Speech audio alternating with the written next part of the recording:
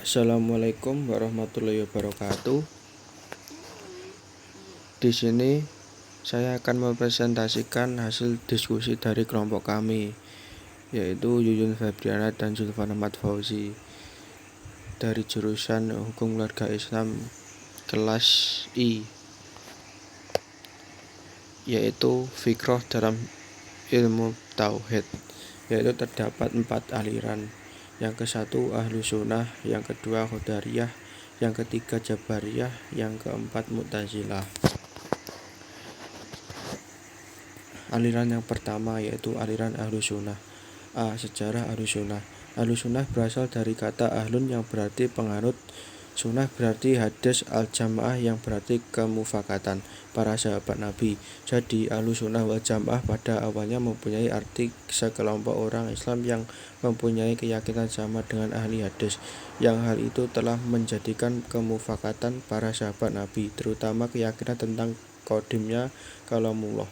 Kemudian pengertian ini dalam perkembangannya mempunyai arti para pengikut sunnah Nabi Muhammad SAW, dan jamaah berarti sahabat Nabi.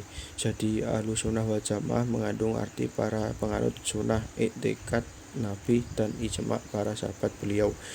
Dalam bidang akidah mengikuti Imam Al-Asy'ari dan atau Imam Al-Maturidi, sedangkan dalam bidang fikih mengikuti dari salah satu 4 mazhab, Imam Hanafi, Imam Maliki, Imam Syafi'i, dan Imam Hanbali.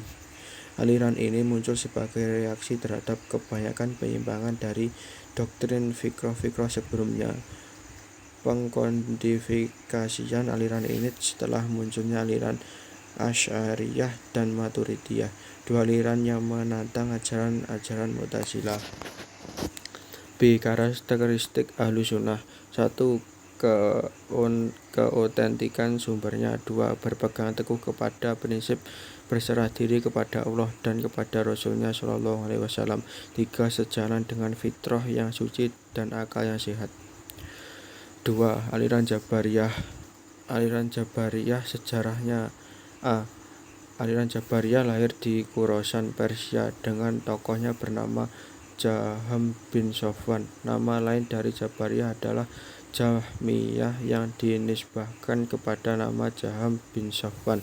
Sebenarnya aliran ini diteruskan pertama kali oleh Ja'ad bin Dirham, barulah kemudian diteruskan oleh Jaham bin Safwan karena pahamnya yang serba pasrah. Khalifah pertama dari dinasti Umayyah, yaitu Muawiyah bin Abu Sufyan, mempolitisasinya sehingga Jabariyah jadi aliran yang memperoleh dukungan pemerintah Daulah Umayyah.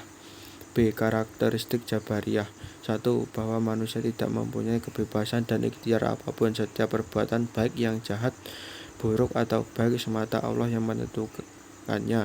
2. Bahwa Allah tidak mengetahui sesuatu apapun sebelum terjadi. 3. Ilmu Allah bersifat hudud atau baru. 4. Iman cukup dalam hati saja tanpa harus dilafadzkan. 5. Bahwa Allah tidak mempunyai sifat yang sama dengan makhluk ciptaannya. 3. Aliran Qadariyah. A. Sejarah Qadariyah. Qadariyah bermula-mula ditimbulkan pertama kali sekitar tahun 70 Hijriah atau 689 Masehi, dipimpin oleh seorang bernama Ma'bad al-Juhani dan Ja'ad bin Dirham pada masa pemerintahan Khalifah Abdul Malik bin Marwan 685-705 Masehi. Menurut Ibnu Nabatah, Ma'bad al-Juhani dan temannya Ghailan al-Dimashqi mengambil faham ini dari seorang Kristen yang masuk Islam di Irak. Ma'bad bin Juhani adalah seorang tabi'in, pernah belajar kepada Wasil bin Antok, pendiri Mu'tazilah. Dia dihukum mati oleh Al-Hajjaj, gubernur Basrah, karena ajaran-ajarannya. Dalam menurut Al-Zahabi, Ma'ad adalah seorang tabi'in yang baik, tetapi ia memasuki lapangan politik dan memihak Abdul Ar-Rahman ibnu al-Ash'iash, gubernur Sajistan, dalam menentang kekuasaan Bani Umayyah. Dalam pertempuran dengan Al-Hajjaj, Ma'ad mati terbunuh dalam tahun 80 Hijriah. B. Karakteristik Qadariyah. 1. Manusia berkuasa penuh untuk menentukan nasib dan perbuatannya, maka perbuatan dan nasib manusia itu dilakukan dengan terjadi atas kehendak dirinya sendiri tanpa ada campur tangan Allah Subhanahu wa taala. Dua iman adalah pengetahuan dan pemahaman, sedang amal perbuatan tidak mempengaruhi iman. Artinya orang berbuat dosa besar tidak mempengaruhi keimanannya. Tiga, orang yang sudah beriman tidak perlu tergesa-gesa menjalankan ibadah dan amal-amal kebajikan lainnya. 4. Aliran Mu'tazilah. Sejarah Mu'tazilah. Dalam sejarah, Mu'tazilah timbul berkaitan dengan peristiwa Wasil bin Atha 80-131 dan temannya Amr bin Ubaid dan Hasan al-Basri sekitar tahun 700 Masehi. Wahil termasuk orang-orang yang aktif mengikuti kuliah yang diberikan oleh Al-Hasan al-Basri di Masjid Basrah. Suatu hari salah seorang dari pengikut kuliah atau kajian bertanya kepada Al-Hasan tentang kedudukan orang yang berbuat dosa besar, murtakib al-kabair. Mengenai pelaku dosa besar, Al-Khawarij menyatakan kafir, sedangkan Murji'ah mengatakan mukmin. Ketika Al-Hasan sedang berpikir, tiba-tiba Wasil tidak setuju dengan kedua pendapat itu. Menurutnya pelaku dosa besar bukan mukmin dan bukan pula kafir, tetapi berada di antara posisi keduanya, al-manzilah bainal manzilataini. Setelah itu berdiri dan meninggalkan Al-Hasan karena tidak setuju dengan sang guru dan membentuk pengajian baru. Atas peristiwa ini Al-Hasan berkat I'tazalna atau Wasil menjauhkan dari kita, dan dari sinilah nama Mu'tazilah dikenakan kepada mereka. B. Karakteristik Mu'tazilah. 1. Orang yang berbuat dosa besar dan meninggal sebelum bertaubat, maka hukumnya tidak mukmin dan tidak kafir, namun di antara keduanya dan di akhirat kelak ia berada di antara surga dan neraka. Al-manzilah bainal manzilatain. 2. Akal merupakan hukum tertinggi dan tertinggi baik dan buruk ditentukan oleh akal. 3. Bila terjadi perbedaan antara akal dan Al-Quran serta hadis, maka yang diambil adalah ketentuan akal.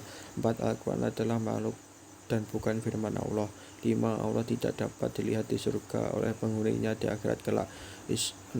Isra Mi'raj Nabi Muhammad SAW bukan dengan jasad ruh, namun hanya melalui mimpi, sebab mustahil menurut akal dalam waktu yang relatif singkat manusia dapat menempuh jarak yang luar biasa jauhnya dan penuh rintangan dan resiko. 7. Perbuatan manusia ditentukan oleh manusia itu sendirinya, baik atau buruknya, dan bukan ditentukan oleh Allah. 8. Surga dan neraka itu tidak ada, sebab yang kekal hanyalah Allah semata. 9. Sirat, yaitu jembatan yang melintang di atas neraka jahanam, itu tidak ada. 10. Mizan, yaitu timbangan amal manusia di akhirat, itu tidak benar adanya, sebab amal manusia itu bukan sikong, maka tidak dapat ditimbang dan tidak perlu timbangan. Demikianlah presentasi yang dapat kelompok kami berikan. Ada kurang lebihnya kami mohon minta maaf. Wabillahi taufiq wal hidayah. Wassalamualaikum warahmatullahi wabarakatuh.